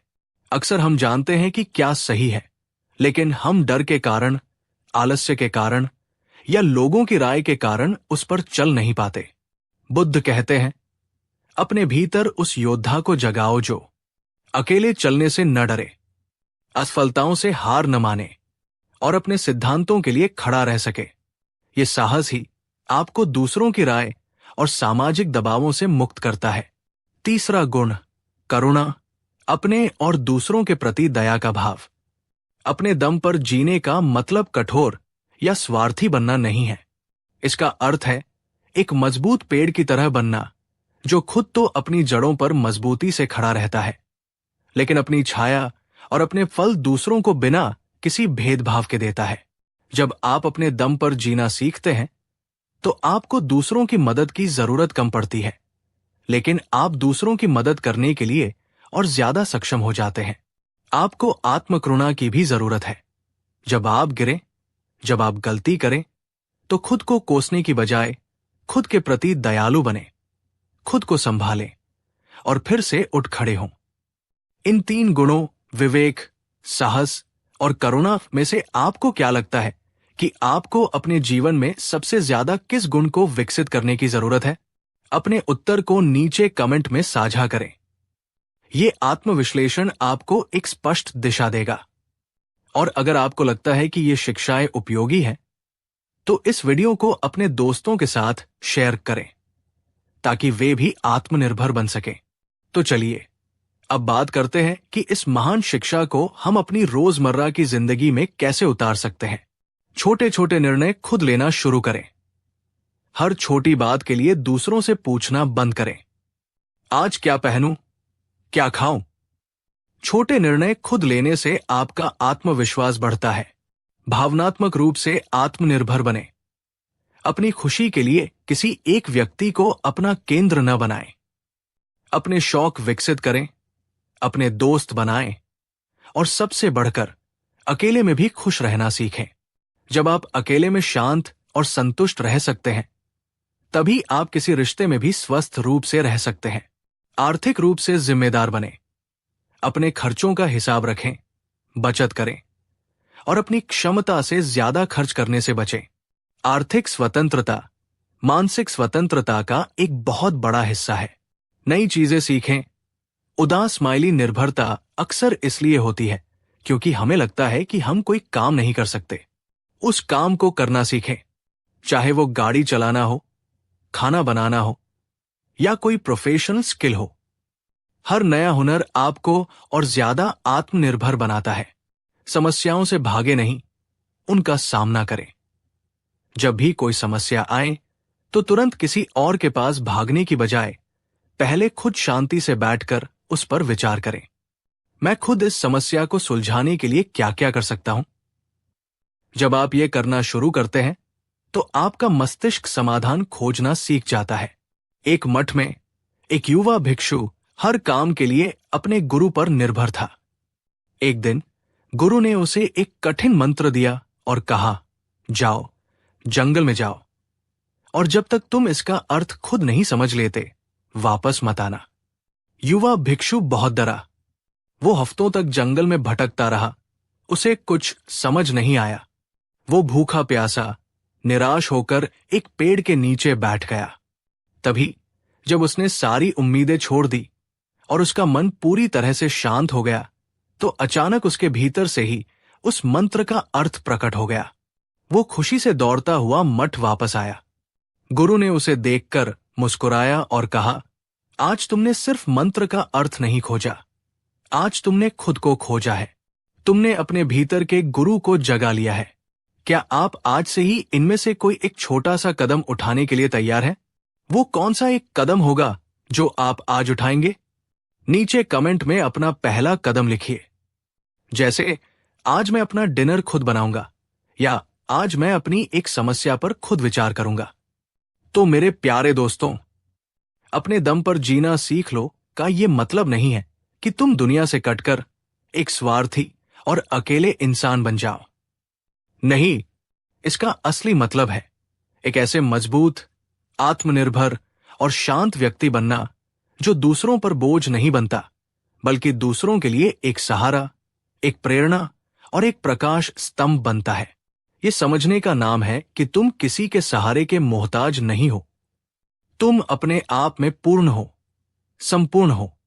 तो आज बुद्ध के उन अंतिम शब्दों को अपने हृदय में अंकित कर लो। अप दीपो भव। तुम ही अपनी रोशनी हो, तुम ही अपना सहारा हो, तुम ही अपनी शरण हो।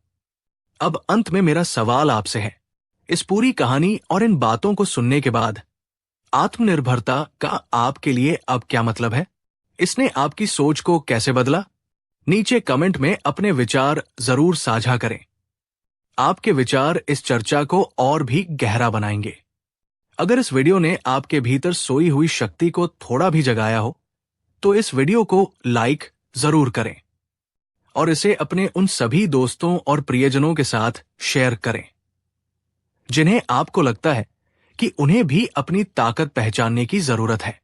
और ऐसी ही गहरी और जीवन बदलने वाली बातों के लिए हमारे चैनल को सब्सक्राइब करना न भूलें।